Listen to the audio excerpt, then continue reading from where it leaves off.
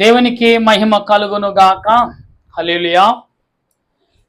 దేవునికి స్తోత్రం. మీ అందరికీ మరణాత. ప్రభునందు ప్రియులరా, ప్రభు పేరట మీ అందరికీ మరొకసారి శుభాలు, వందనాలు, మరణాత. అందరూ బాగున్నారా? బాగున్నారని తలంచొచ్చు. దేవాతి దేవుని కృతజ్ఞతాస్తుతులు చెల్లించుచున్నాను. ఈరోజు పాఠము 14వ అధ్యాయం, ప్రకటన గ్రంథము 14వ అధ్యాయము మొదటి నుంచి కొన్ని మాటలు మనం చదువుకుంటున్నాం. ఈ మాటల్లో వినుట, ఈ మాటని మనము చదువుకుందాం. దాని కొరకు ప్రార్థన చేద్దాం. తలలు వంచిన ప్రార్థన. పరిశుద్ధుడు అయిన మా ప్రేమగల మా తండ్రి, నీకు స్తోత్రాలు. ఈ సమయంలో నీ పాదముల ఎదుట మేము ప్రార్థన చేయుచుండగా మా ప్రార్థన అంగీకరించండి. మా ప్రార్థనకు నెరవేర్పు దయచేయండి. నీ సన్నిధి కాపుదల మాకు తోడుగా ఉంచావని నమ్ముచున్నాను. ఉదయ కాలం ఇంతవరకు మా పని పాటలో, మా ప్రయాణంలో, మా ఉద్యోగ రీతిలో, రాకపోకల్లో తోడుగా ఉండి మరొకసారి నీ పాదముల ఎదుట ప్రార్థించే కృపను నాకు, నా దేశ ప్రజలకును అందించిన మా ప్రభువా నీ కొందనాలు. ప్రభా, నీ వాక్యమును వివరించటకును ప్రకటించడం నా జ్ఞానము సరిపోదు ప్రభా. అందుకు కాబట్టి నాయన, నా దేహమును వాడుకుని నాలోండి నీ బిడ్డలతో మాట్లాడమని, నా కంఠ స్వరము నీ బోరగా వాడుకోమని ఆత్మరూపుడు రక్షణకర్త అనే దేవదేవిని నామములో అడుగుచు బ్రతిమాలుచు ప్రార్థిస్తున్నాను మా పరమ తండ్రి. ఆమేన్. మన తండ్రి అయిన దేవుని కృపా సహాయము తోడుగా ఉండి ముందుకు నడిపించునుగాక. ఆమేన్. ప్రభునందు ప్రియా దేవుని బిడ్డలారా, మరొకసారి మీ అందరికీ మరణాత. ఇక్కడ మొదటి 14 ప్రకటన గ్రంథం 14వ అధ్యాయం మొదటి వచనంలో ఇక్కడ భక్తుడితో మాట్లాడుచున్న కొన్ని గుంపుల యొక్క ఆదరణ ఇచ్చున్నారు. అందుకనే వినాలి, వినుట. ఎలాగున్నాయి ఈ మాటలు అంటే 1-2 వచనాలు చదువుతూ ఉంటే, చదువమ్మా.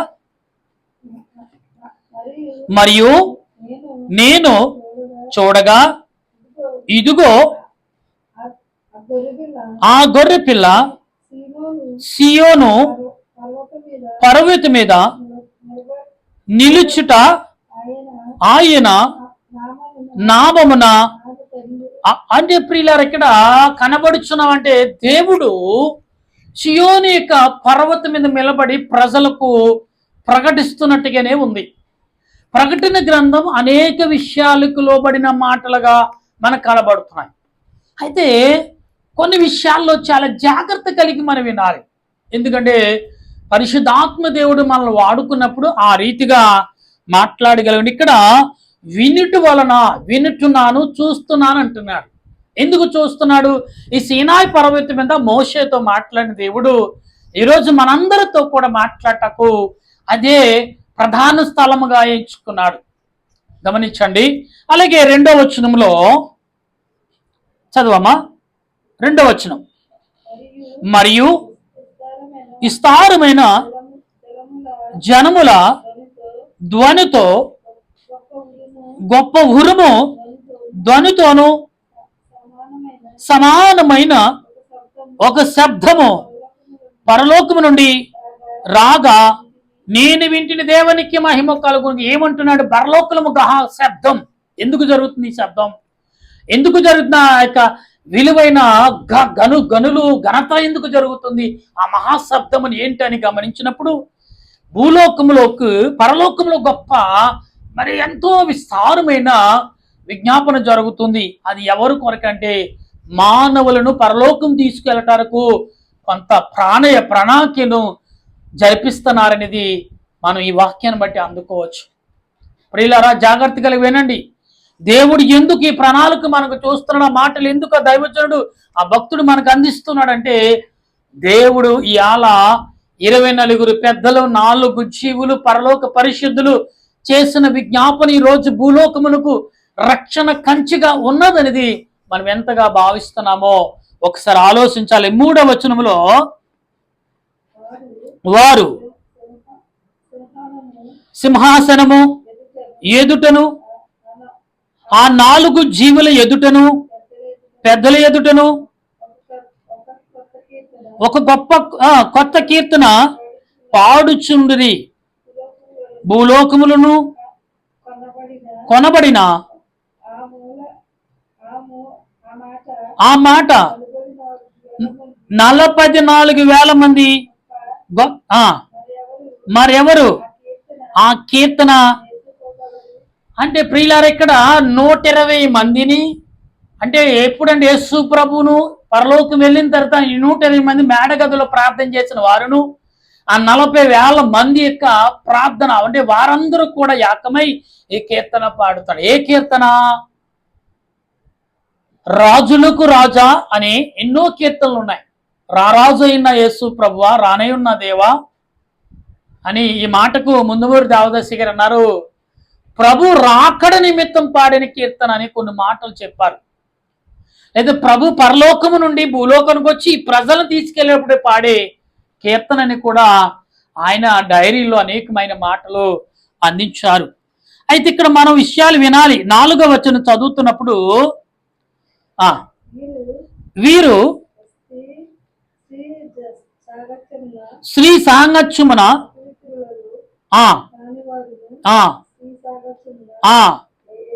అంటే ఇక్కడ ఈ మాటలు ఎలాగున్నాయంటే వీరు ఈ పాట పాడిన వారు స్త్రీ యొక్క సాంగత్యము లేరు, స్త్రీ యొక్క జీవితంలో వారి పాలు భాగస్తులు కారు. వీరి యొక్క 120 మంది ఆ యొక్క 1000 ప్రజలు వాడి 1000 కోట్ల అంటే 1000 ప్రజలు అనుకున్న ఈ ప్రజలకు కూడా పరిశుద్ధులుగానే జీవించారు. అంటే ప్రియులరా, ఈరోజు చాలా మంది బెమ్మసారి అనుకుంటున్నారు, కానీ బెమ్మసారిగా జీవించడం ఎంతో కష్టమో గమనించండి. దేవదేవుని యొక్క హృదయమును నువ్వు అప్పగించినప్పుడు నీ జీవితంలో ఈ లోక ప్రయాణ జీవితం పెద్ద లెక్క కాదు. ఎందుకంటే నీ జీవితాన్ని ఎవరికి ఇచ్చావు? దేవదేవునికి అప్పగించావు. అందుకే వినండి, వినట వలన నీ హృదయము పొంగుతుంది, నీ హృదయం ఉరకలుగుతుంది, నీ హృదయము నాట్యము చేస్తుంది, నీ హృదయము సంతోషంతో కేరింతలు కొడుతుంది. అది ఎవరికంటే వీరు ఈ 120 మంది, ఈ 1000 ప్రజలు, ఈ పరిశుద్ధులు, ఈ 1000 అని ప్రజలు అనుకునే ఈ యొక్క పరిశుద్ధులతో వీరు ఏ స్త్రీని ఏకలోకంలో దేనిని కూడా కన్నెత్తి చూడని వారు. వీరు ఎక్కడున్నారు? పరలోకంలో పరిశుద్ధులతో ఏకమై స్తుతి చేస్తున్నారు. ఈ స్తుతులు గీతములతో, సంగీతములతో, గొప్ప కీర్తనలు వీరు మాత్రమే పాడగలరు అనే మాటను మనం వింటున్నాం. మనం ఎందుకు పాడలేమండి? పాప కామ క్రోధ మదముతో మనం ఉంటే ఈ పాటలు పాడలేమండి. ఏమండి, ఇలా ప్రతి బోధకుడు, ప్రతి సేవకుడు వివాహము చేసుకుని బిడ్డల కన్నవారు కదా. ఎస్, ఆనాడు ఆనోకు 300 సంవత్సరాల పైగా బ్రతికాడు కదండి. ఆయన కూడా భార్య బిడ్డలు ఉన్నారు కదండి. ఆనాడు యోబు కూడా భార్య బిడ్డలే కదండి. మోషే కూడా సంతానం కలిగింది కదండి. వీరందరూ ఎలా చేరారండి? భార్యతో ఉన్నారు. వారు అంతే కామ క్రోధముతో వారు జీవించలేదు. మొదట ప్రాముఖ్యత పరిశుద్ధాత్మ దేవునికి, రక్షకుడైన సృష్టికర్తకు, దేవాది దేవునికి ఇచ్చిన తర్వాతే వారి భార్యలు కూడా వారితో పాలభాగస్తులై ఉన్నారు. కాబట్టి తెలియకుండా, అంటే వారికి సంతానము కావాలి కాబట్టి దేవుడు ఇచ్చాడు. ఏంటి? యాకోబుకు 12 మంది సంతానం. యాకోబు 12 మంది సంతానము, 12 పరలోకముల గుమ్మాల పేర్లను వారి సంతానం నిమిత్తము ముద్రించినట్లుగా మనం చూస్తాం. అంటే వీరందరూ వివాహములు చేసుకున్నారు కాదండి. కానీ ఎవరున్నారు మన తోడు? ప్రభు ఉన్నారు, పరిశుద్ధులు ఉన్నారు. మీరు గమనించండి, దేవుడు మనతో ఉన్నారని ఎప్పుడైనా వివాహము చేసుకుని బిడ్డల కంటే వారు యోగ్యులుగా ఉంటారు, యోగ్యులుగా ఉంటారు. అనేకులకు ప్రేమించేవారు, అనేకులను గణపరిచేవారు, అనేకులు తోడబడిన వారుగాను, అనేకులకు ఆదరించేవారుగా ఉంటారనేది దేవుని వాక్యం చెప్పి అటువంటి స్థితిని మనం కలిగి ఉండాలి. 6వ వచనంలో 5వ వచనం చదువమ్మా. మీ నోట ఏ అబద్ధమో కనబడలేదు. వీరు అప్పుడు మరి యొక్క దూత చూచితని అతడు భూనివాసులకు అనగా ప్రతి జనమునకు, ప్రతి వంశమునకు, ఆయా భాషలు మాట్లాడే వరకును ప్రతి ప్రజలకు ప్రకటించినట్లు నిత్య సువార్త తీసుకుని అండ్ చూసారండి, అంటే వీరు ఆకాశము నుండి కూడా ఎగిరి ఎలా పరిశుద్ధులుగా ఉన్న నీవు ఒకానొకప్పుడు దేవుడు రెక్కలిస్తాడు. ఇప్పుడు బళ్ళ మీద విమానాల మీద వెళ్ళి స్వార్థ ప్రకటన అనుకుంటా నిజమైన రెక్కలు వస్తాయి. కాసేపు అందుకే దేవదస్య గారు 7 మార్లు ఒకే రోజున ప్రకటన స్వార్థ ప్రకటించారు. 7 సార్లు 7 మార్లు 7 స్థలాల్లో 7 సంఘాల్లో సువార్తలు విని వారు అయ్యగారి దగ్గరకు వచ్చి, అయ్యా మీ ప్రసంగాలు విని చాలా మంది మరి దేవుని ఎదుట విశ్వాసం కలిగి జీవిస్తా నాకు సిద్ధపడ్డారు అని చెప్పడానికి వచ్చినప్పుడు అందరూ ఆ 7గురు కూడా చర్చించుకున్నారు సేవకులు. అయ్యా దేవదాసయ్య గారు వచ్చారు, ఏ తారీఖున అంటే పలానా తారీఖున పలానా సమయంలో పలానా వాక్యం ప్రకటించారు అని. ఏ వాక్యం అయితే 7 మార్లు 7 చోట్ల ప్రకటించారు. ఈ ప్రకటన వారంతా రాసుకున్నారు. వారందరూ కూడా ప్రిఫరెన్స్ రాసుకుని వస్తే ఇదేంటి దైవజనుడు ఒక్క చోట మరి 7 మార్లు 7 సార్ల ఎలా ప్రకటించాడు అని ఆశ్చర్యపోయారంట. అదే దైవజనుడు వారు వచ్చిన వారికి కాళ్ళకు నీళ్ళు ఇచ్చారంట, వాళ్ళు కూర్చోమని చెప్పారంట, తాగటక మంచిలు ఇచ్చారంట. తర్వాత అయ్యగారు తలుపు తీసేప్పుడు ఆయన రూపం చూసి ఆశ్చర్యపోయారంట. ఇలా నీ రూపము కూడా అలాగే ఉండాలనుకుంటున్నావా? అయితే నువ్వు పరిశుద్ధుడిగా జీవించాలి. దేవదాసయ్య గారు స్త్రీని ముట్టలేదు, ధనాన్ని ముట్టలేదు, లోకాను అస్సలు దరికి రానవలేదు. ఇవాళ అటువంటి వారు ఈ లోకంలో ఉన్నారంటే ఉన్నారు. కానీ నీతి కలిగి నిజాతి కలిగి నీవు కలిగిన ఆ నీతిలో నుండే వచ్చిన నీ వంశావళిని దేవుడు వర్ధిల్ల చేస్తాడు. యాకోబు వంశావళిని పరలోకములు వారి పేర్లతో సహా గుమ్మము మీద పరలోకేక ద్వారముల మీద వీరే మార్గము వీరే సత్యం అన్నట్టుగానే వారి పేర్లు ముద్రించబడ్డాయే. యాకోబు కూడా ప్రియులారా 170 ఏళ్ళు సుమారుగానే బ్రతికిన వాడే. అటువంటి జీవితాన్ని దేవుడు భార్య బిడ్డలు సంతానము కలిగిన అతడు పరిశుద్ధుడిగా దేవునితో పెనిగిలాని వాడు ఆశీర్వాదం కొరకు కొట్టిమిట్లాడిన యాకోబు ఈరోజు మన కంటూ కనబడుతున్నాడే. ఈరోజు నీవు నేను ఎలాగుంటున్నాం? 7వ వచనం 8వ వచనం చదువమ్మా. 8 7వ వచనం. వారికి అధికారము కలదు. 8వ వారు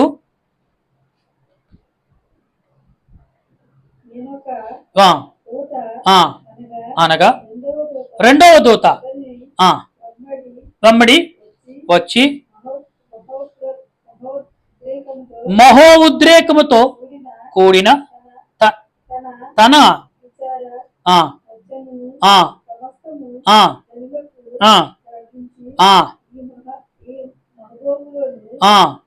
ఈ మహాబబులోను కూలిపోయెను అని దేవునికి మహిమ కలుగు. ప్రభునందు ప్రియులారా, ఈ భక్తులు ప్రార్థన చేశారు, ఈ భక్తులు స్వార్థ ప్రకటించారు, ఈ భక్తులు విజ్ఞాపన చేశారు, ఈ భక్తులు పరలోకము నుండి భూలోకముకి వెళుతూ వచ్చుచున్నారు. ఆనాడు యాకోబు ప్రయాణము చేసినప్పుడు తన మామగారి దగ్గరికి వెళ్ళినప్పుడు దర్శనము చూసిన ఆ దర్శనము మనుషులు పరిశుద్ధులుగా మారి భూలోకానికి పరలోకానికి దేవదూతలు దిగి వచ్చినట్టుగా వస్తున్నారు వెళుతున్నారని మనం వింటున్నాం. ఇది ఒక పెట్ట కథ కాదండి, నిజమైన కథ, నిజమైన జీవిత యొక్క ప్రయాణం యొక్క ఆలోచన. ఎంతవరకు వింటున్నావు? ఎంతవరకు విని గ్రహించుకుంటున్నారు మీరు? వినండి, విని మీ హృదయాన్ని సంతోషపరచండి. మన కడుపుకు ఆకలేస్తే మంచినీళ్ళు తాగుతాం మొదట, తర్వాత ఏదో ఒకటి పండో కాయో ఆహారమో తింటాం కడుపులో ఆకలి తీర్చడానికి. మా మెదడు చెప్తుంది ఆకలేస్తుందని, మరి ఆత్మ చెప్పట్లేదు నీకు ఆకలింటి. మెదడు చెప్తుంది ఆకలి, మరి ఆత్మ చెప్తుంది గో కుమార్తె కుమారుడా నువ్వు పాపంలో పడకని అంతరాత్మ నిన్ను ఘోషిస్తుంది, గర్దిస్తుంది, కానీ దాన్ని గ్రహించాం. ఆకలిగానే ఎక్కడ బిర్యానీ దొరుకుతుంది, ఎక్కడేం దొరుకుతుందో తినడానికి పరిగెడుతున్నావే, కానీ ఆత్మకు నువ్వేం పెడుతున్నావు? వినటం, వాక్యాన్ని వినటం అంటే అన్నీ వింటున్నాం కదండి. లేదు, వినటానికి ప్రత్యేకత ఉంది. ఒక 5 నిమిషాలు 10 నిమిషాలు మంచి మాటలు, మంచి వాక్యాలు, మంచి విధేయతను, మంచి పెద్దలు తల్లిదండ్రులు చెప్పిన బోధలు మంచి కొరకున్నాయే. ఆ మంచిని ఎప్పుడైతే నువ్వు లోబర్చుకున్నావో, అన్వేషించుకున్నావో, అప్పుడు నిన్ను అది గొప్పవాడిగా చేస్తా. అందుకే చాలా మంది చెప్తూ ఉంటారు, ఈ మధ్యలో నాయకులు కూడా వాడుతున్నారు, తగ్గించుకున్నాడు హెచ్చించబడుతున్నాడు. హెచ్చించుకున్నవాడు ఎప్పుడోకప్పుడు కూలిపోక తప్పదు. నిజమే, ఇది బైబిల్ వాక్యం. ఇవాళ ప్రతి వారు వాడుతున్నారండి. ఎందుకంటే దాని విలువేంటో తెలుసుకున్నారు ప్రజలు. దాని విలువేంటో ఆయన నాయకులు తెలుసుకున్నారు. ప్రజలకు వినిపిస్తున్నాడు. దేవుడి నాయకుల ద్వారానే వారు అన్యులు అయినప్పుడు కూడా చెడు ఏంటో మంచి చెడు గ్రహించారు కాబట్టి బైబిల్లో ఉన్న మాటను వారు ప్రకటిస్తారు. ఎందుకంటే తగ్గించుకున్నవాడు హెచ్చించబడును, హెచ్చించుకున్నవాడు తగ్గించబడును. ఎంతగా ఓర్పు కలిగి సహనము కలిగి ఈ భూలోకంలో జీవిస్తున్నామో అంత ఓర్పుతో సహనముతో పరిశుద్ధాత్మ దేవుడు మనందరినీ బలపరిచి ఆయన రాకడకు సిద్ధపరచును గాక. ఆమె ప్రార్థన చేసుకుందాం. ప్రేమగల మా తండ్రి, నీ కొందనాలు. ఇంతవరకు ప్రభువా వినుట వల్ల ఎంత మేలో, ఎంత శక్తో, ఎంత బలమో విన్నాం. ఈ మాటలు ప్రభువా నీ సన్నిధిలో మమ్మల్ని బలపరచండి, నడిపించినందుకు కొందరు నా దేశ ప్రజలు, నా దేశ నాయకులు, నా దేశ యొక్క ప్రతి వారిని బట్టి వందనాలు. కుటుంబంలో మనశ్శాంతి లేక, నెమ్మదం లేక, భార్య భర్తల మధ్యన సమాధానాలకు విడిపోతూ తండ్రి అనారోగ్యంతో బాధలతో నేను అనేకమైన డిప్రెషన్లకు వెళ్ళిపోతూ బాధపడుతూ వేదన పడుతూ నా దేవుడు నాకు లేడా, నాకు సహాయం చేయడని ఎదురు చూస్తున్న బిడ్డలు ఎందరో ఉన్నారు. వారందరికీ మీరే సహాయం అనుగ్రహించి ఈ మాటలు మా మాటలు ప్రభా తండ్రి అయిన దేవదాసి గారు చెప్పిన మాటలు, ఆయన మీతో చెప్పింది చేయడి అని చెప్పిన మాటలు, తెలియని విషయాలు ప్రభువుని అడుగు తెలుసుకుని ప్రార్థన చేయడి అని సెలవిచ్చిన ఈ మాటలు నా దేశ ప్రజలందరినీ, నా చుట్టుపక్కల ఉన్న వారందరినీ నీ ఆత్మతో నింపి బలపరిచి మహిమ పొందమని ఈ రాత్రి కాలంలో నీ సన్నిధి కాపుదల మా అందరి మీదను అందించి మా దేశ ప్రజలకు మేలైన ఆదరణ కలగజేసి శాంతి సమాధానంతో నింపమని త్వరగా రానున్న యేసుక్రీస్తు పరిశుద్ధ నామములో ప్రార్థన చేయుచున్నాను పరమ తండ్రి. ఆమేన్. మన తండ్రి అయిన దేవుని ప్రేమ, దేవాతు దేవుని కృప, సహాయము సదా తోడుగా ఉండి ఆయన రాకడకు సిద్ధపరచును గాక. ఆమేన్, ఆమేన్, ఆమేన్. అందరికీ వందనాలు. మరణాతా.